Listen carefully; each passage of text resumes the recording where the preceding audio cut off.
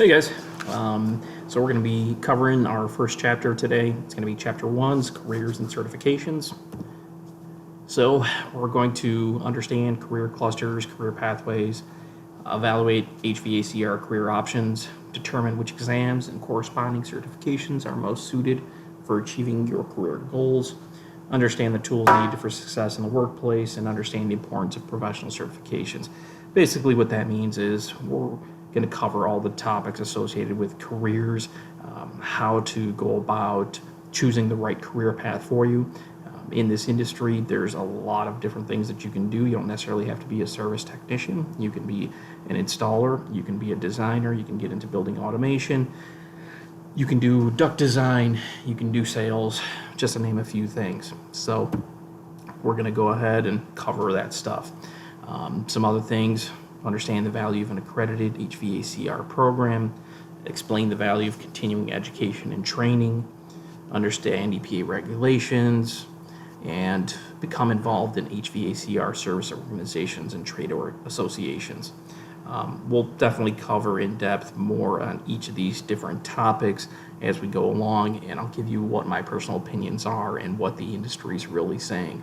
I know we're going to have a lot of students in our class that are going to either be going into 399, some may be going into installation or service fields on the residential/commercial side.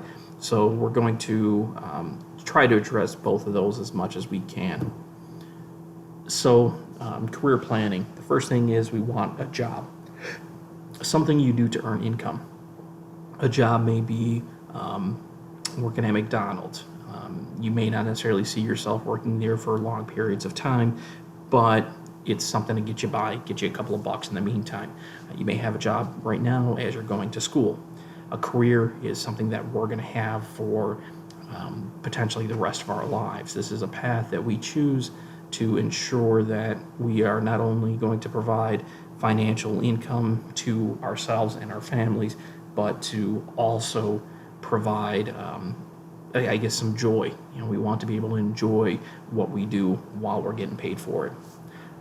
Career paths generally begin in entry-level positions. If you finish up HVAC school here at Moraine or any other program, you're taught just enough to get you into that field. You're not going to have the knowledge base that you gain over years of experience, and so you start with an entry-level position. That being, you may be a tool runner, you may be a parts runner, there may be no previous work experience, but it's something to get you into the door or into the entryway into that career field.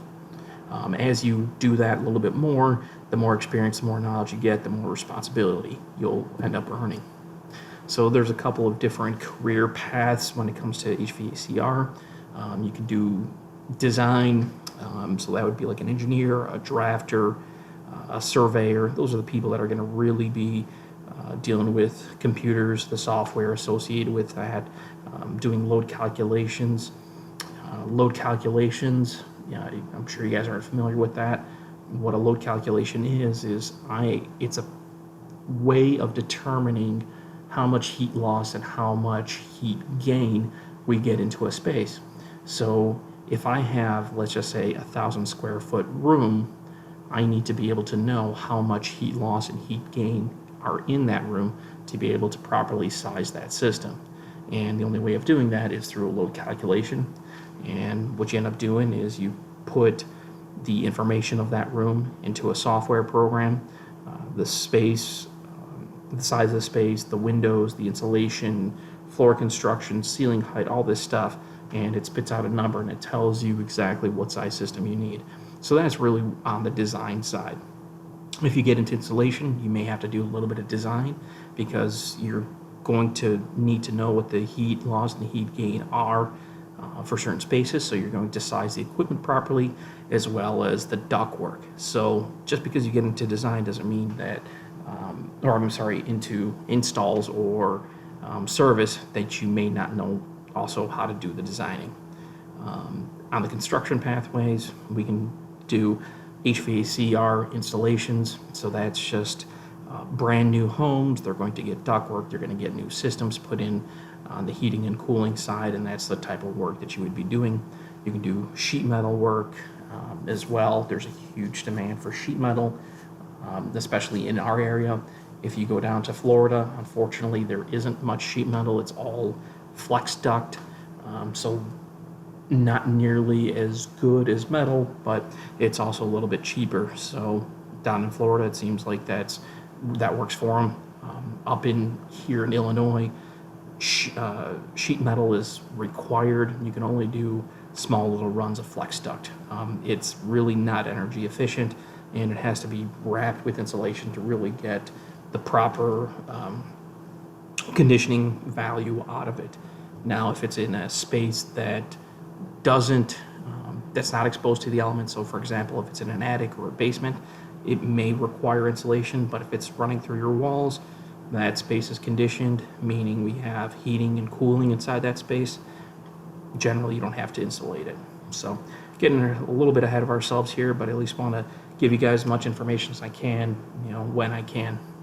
And then there's the maintenance side of things. You can be a HVACR mechanic or a service tech, that's more commonly referred to. Yet again, a sheet metal worker, boiler maker, facilities engineer, controls technician, some of the different opportunities that are out there. If you can get into controls is a huge industry. What that is, it's basically tying all the different types of equipment together electrically, and you can control entire buildings. So not only will you have control over the heating and cooling equipment, but you could also tie into the smart alarm system that opens the door, that in case there's a fire, or closes doors in case of a fire, in different aspects of that. So that's another pathway. So the HVACR technician is categorized as installation or service. Installs, we're putting in new equipment or we're replacing the equipment. When we're talking about service, we're really talking about repairing the equipment.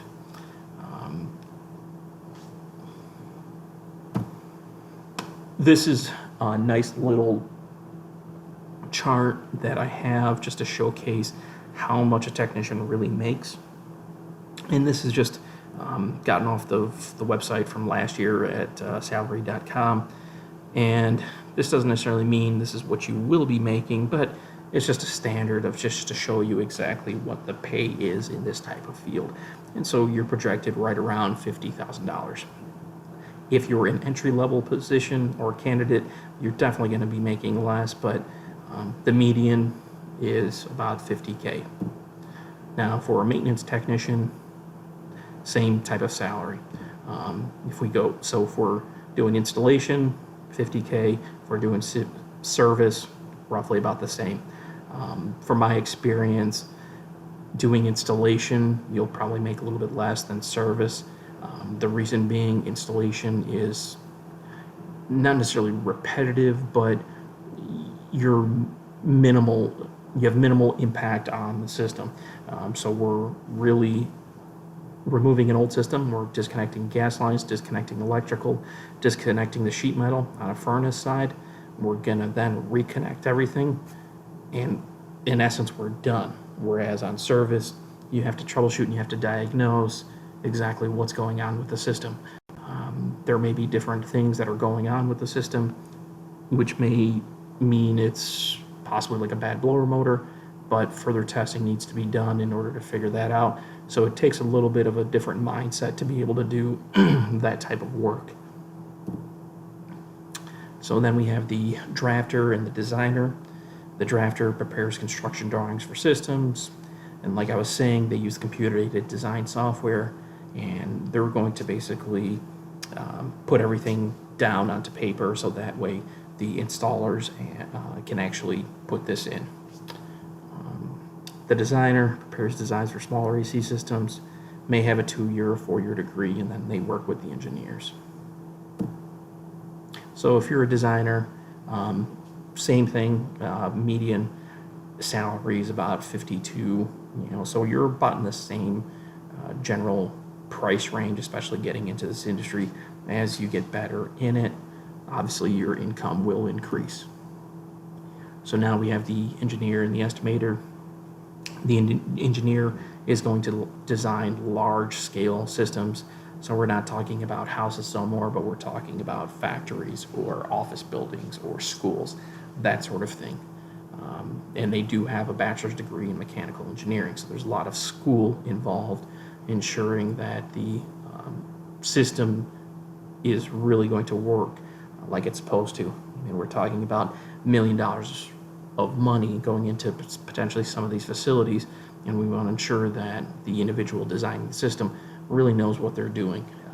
Otherwise, it could really hurt the contractor financially if they put in the wrong system, because then they have to go back in and replace it or do whatever they have to make the system work correctly. An estimator, they're going to be the ones that really come into your home, and they're going to bid out your project. And what that means is they're going to come in, they're going to evaluate your system. Let's just say it's a replacement, and they're going to look at your furnace, they're going to look at your AC, and they're going to come up with a estimate of how much it's really going to cost to replace that system.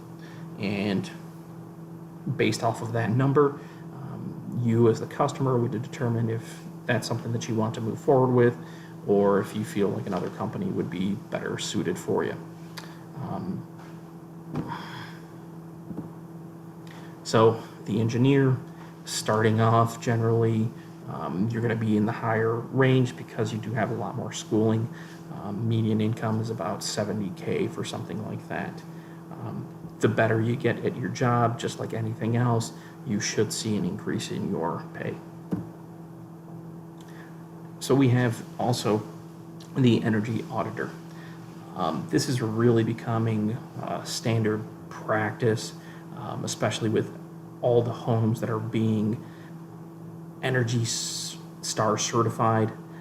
Basically what that means is that your home meets certain government guidelines to get this label. And once you get this label on your home, you can get certain rebates and so forth. But the problem is there's a lot of initial upfront cost that goes into your home to ensure that all my windows are sealed correctly, so I'm not losing any heat, whether I'm heating the space or cooling the space. We want to ensure that every single joist, every single nail, anything that's penetrating to the outside is sealed off, so that way we don't have any leakage. So for example, we have a blower door test. It's really testing the space to see how much actual leakage is really happening. We really want tight homes to ensure that our energy losses are minimal. Now, the problem with that is because our homes are so tight, there isn't very much air circulation, and so the air that is technically in our homes is considered to be dirty or contaminated. You have people sneezing, people coughing, and without air coming in and out of the home, because the space is so tight, you're going to potentially lead to more sicknesses and unwell people. And so what they have are machines that are going into these new homes that allow certain amounts of fresh air to come into that space. So that's something else that needs to be installed in newer homes. If you have an older home, it's not necessarily needed so much. So we have these energy auditors that are going to come out and they're going to inspect your home and ensure that it's meeting all the guidelines and to receive the certifications. Energy auditor, seems like this is the same median income for everybody. It's about $50,000. So if that's something that you want to get into at a later date, by all means, it's right on par with everything else except for the engineer. The engineer seemed to be the one with the highest salary that we've seen so far. We also have building inspectors and HVACR instructors. Building inspectors, they're going to work for the villages, they're going to work for different companies, whatever the case may be, and they're going to come in after an installation's done, or even a replacement, and they're going to verify that it's done properly. We don't want to do things haphazardly. The reason being is on a furnace, for example, you have carbon monoxide that's being generated. And if my pipes and my connections aren't done properly, well, this carbon monoxide could leak into the home and potentially poison everyone inside of it. We don't want that. The same goes for the electrical. We don't want an electrical fire if something was done not to code, and that could potentially burn the house down. So there's permitting that needs to be pulled on most systems or most replacements, installation, to ensure that it's done correctly. On the cooling side, I should say, we have high pressures running through the systems. With these new systems, pressures can reach up to 600 psi. If things aren't done properly, or yet again haphazardly, then there may be potential for an explosion or something else. That is very unlikely, but you still have that possibility. And then there is the HVACR instructor, which is what I'm doing. I'm in the field doing installs and service on equipment, and as a part-time thing, I do enjoy teaching students, and I'm also an adjunct instructor at Moraine Valley. And so this is something that I definitely enjoy doing. Like I told you guys last week, I've sat in your guys' chairs and really got the full scope of the coursework, the classroom time, and now all the knowledge that I've learned out in the field, I'm bringing back to share with you guys and hopefully make your guys' lives a little bit easier. Building inspector, seems like their median income is a little bit higher, 60 grand, but that also comes with a lot of experience. Becoming an inspector, you're not going to be able to do that right out of school. The reason being is there's certain knowledge that comes with the HVACR field, and you need to have this information, this knowledge, before you can go around inspecting other people's work. So from the industrial side, there's also some other positions that you can really get into. You can be an engineering lab technician, product technical support. You can be a sales representative. Let's just say you get into the field, you've been working for a very long time, or maybe even as short as a few years. You get enough knowledge under your belt to understand how equipment goes in, and you can then use that knowledge to then sell products. So definitely different other options, and not necessarily just heating and cooling, install and service like a lot of us are just sort of trained to think. If you get into 399, not only are you going to be working on large equipment because you are going to be in a building. And for those of you that don't know what 399 is a union position, and it's a union hall that is for the stationary engineers. Generally what ends up happening is if you get into 399, you do some schooling, some programs that train you enough to be able to do the work, and you generally go to a building downtown, whether it's a hotel or whatever the case may be. You'll be in a building and you'll be working on the different equipment that they have there. They can have chillers, they can have steam boilers, they can have regular ACs, whatever the case may be. The nice thing is they will train you onto how to properly work on this equipment. The other aspect of 399 is you'll also be doing other tasks that are associated with building maintenance. So it can be changing light bulbs, it can be painting, it could be repairing toilets, it can be a multitude of different things. So I want you guys to understand 399 isn't just strictly HVAC and this is all I'm going to be doing. You're also going to be building maintenance. HVAC field, there's a huge projection of jobs. There is a really strong push currently for people to get white-collar positions. White-collar positions are going to be like office jobs, desk jobs, that sort of thing. People don't like doing manual labor that much anymore. It is a tough position. It can be tiring. It can be sweaty, but you can also make really good money in this industry. If you get into certain companies, you can potentially make six figures easily as a service technician. So don't think that, oh, just because I'm a blue collar worker that there isn't potential to make money. No, absolutely there is. There's more potential to make money here in this industry than there can be in certain white collar fields. So because of that, we're going to see an increase in the demand for quality technicians.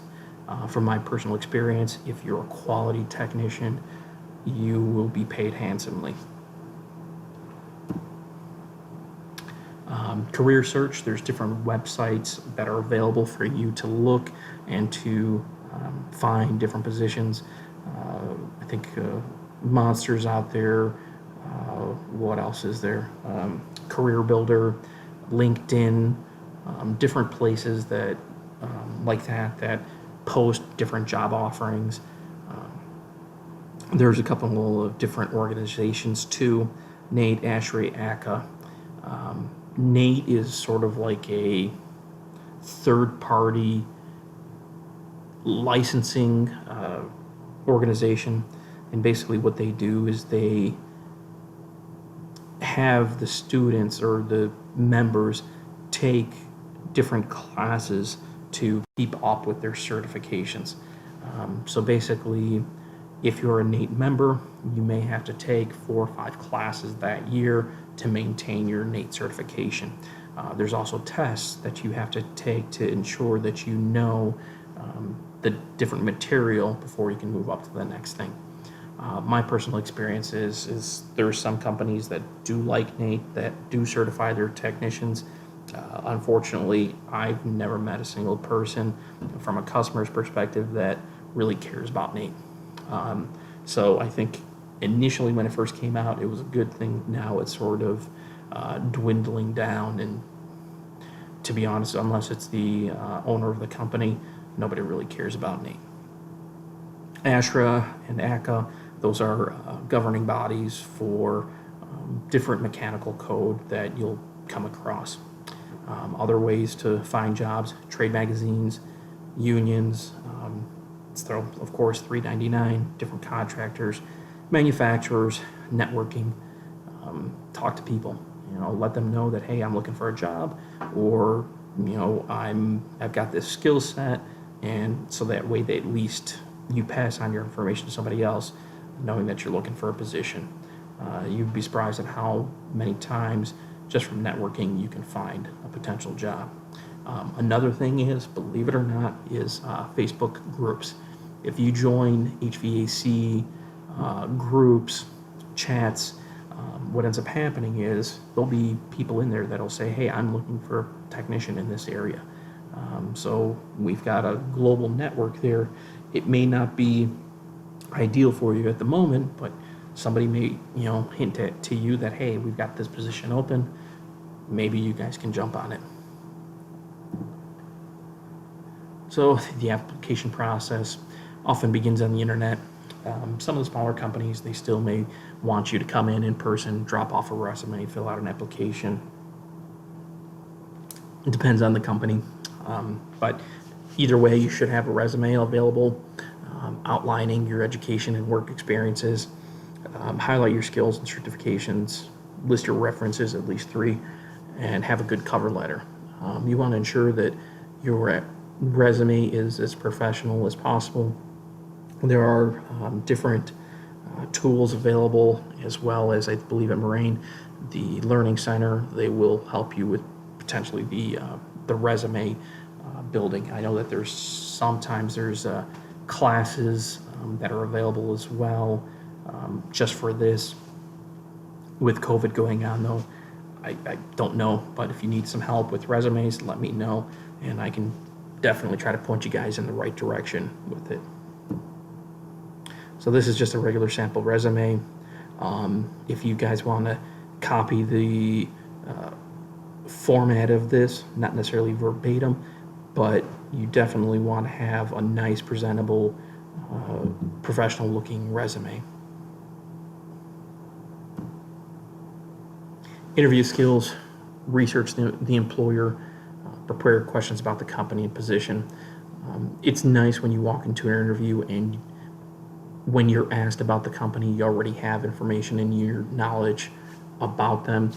That just showcases your, I guess, willingness to learn and just to really showcase your desire to really be there. We want to ensure that you're well groomed and dressed appropriately,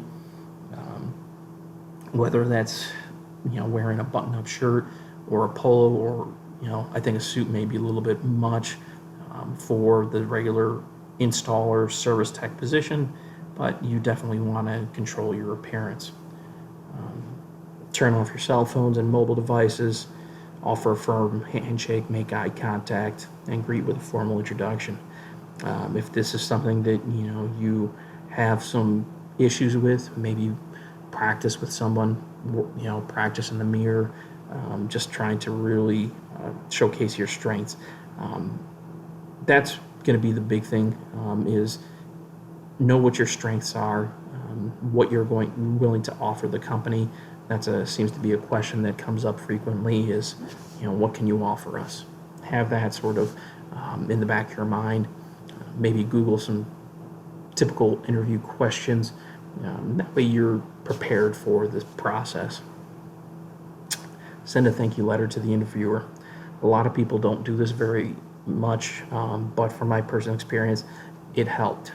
After I was done, I sent a thank you letter, and the reason being for it was I wasn't trying to, brown nose them, but I was trying to really keep in the back of their mind who I was. When you have a lot of candidates come in through the door, you sort of forget who is who, and everybody just sort of washes into one big mess. If you can send them a thank you, hey, it was nice meeting you, sir. Pleasure was mine, whatever. That really can go a long way. And respond promptly to any offers of employment, whether that's within 24 hours or 48 hours. You want to jump on this and let them know.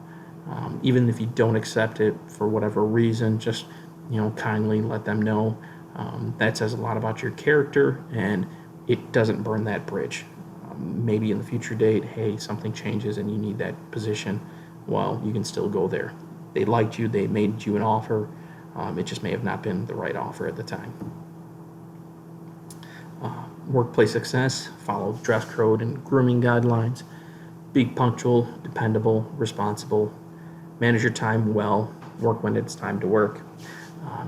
Don't be afraid to ask questions. I mean, you're there to you're there to learn, and the whole reasoning behind that is you want to learn to be able to make their jobs easier. You don't want to be a hindrance, and so just keep that in mind. If you can do things a little bit more effectively and better, then that's going to help you and also your company. Do what needs to be done without being told. That's huge, especially in this line of work. And standing around waiting for somebody to tell you what to do, that necessarily doesn't look good. Whether it's grabbing a broom, sweeping up, whatever the case may be, taking out the garbage, shows initiative and a high quality that is really lacking in some candidates. Communicate effectively. Make sure that you talk. If you have an issue with something, bring it to the supervisor's attention. Maybe ask them to explain it in a different way so that you really understand exactly what's going on. Lifelong learning. After you finish the program here at Moraine, no matter what course objective you're trying to achieve, whether it's an associate's or just a certificate, ensure that you maintain your learning throughout the years. That's going to go a long way. The reason being is technology changes so much over the course of a year or two, that really staying on top of it really helps you. I'd say that I've learned more outside of school than I have in, And that's just being with all the different classes that I've been able to take.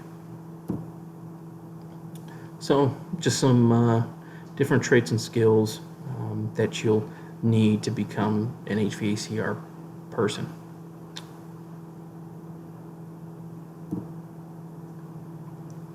So we have different HVACR related associations, organizations. They provide you opportunities for network, specialized learning, career advice, new service procedures, developments in the industry, conference, conventions, and meetings. Depending on the level of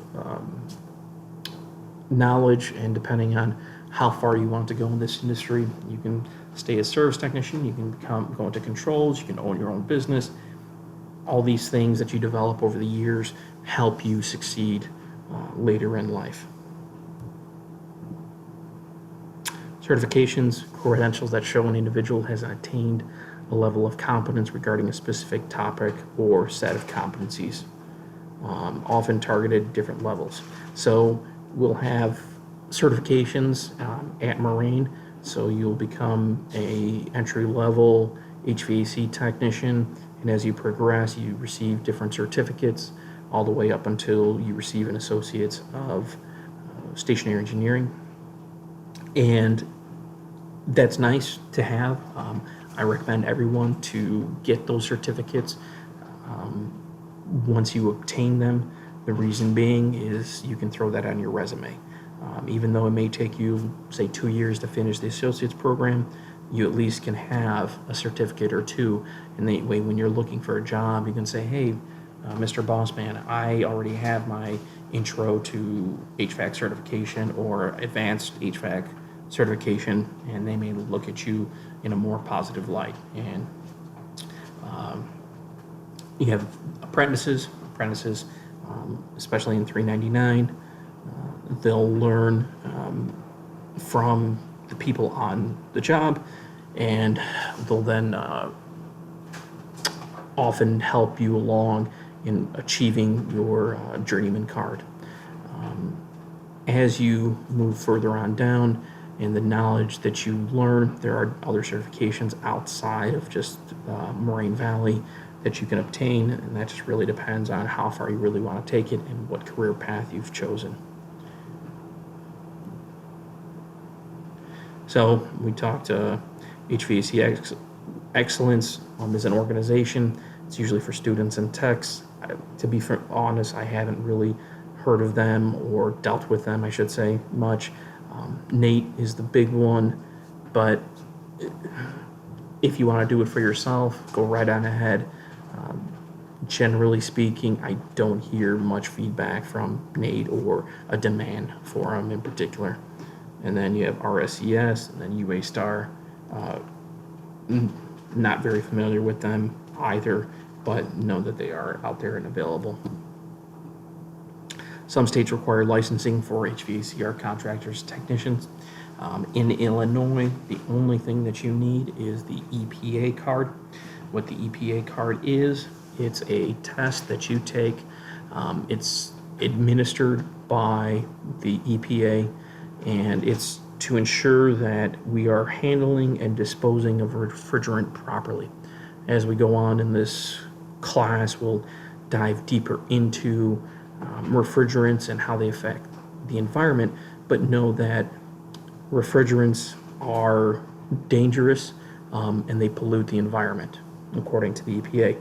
So we want to ensure that when we are working with refrigerants, we can handle them properly. And so in order to do that in Illinois, we need to have an EPA card. So some states require an HVAC license, usually 2 to 5 years.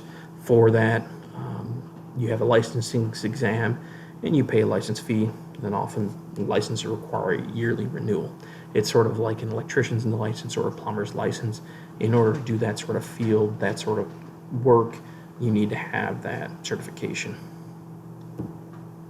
So that's it. That's careers in a nutshell. Hopefully this helps and you have a little bit better of understanding. If you have any questions, feel free to email them to me. All right.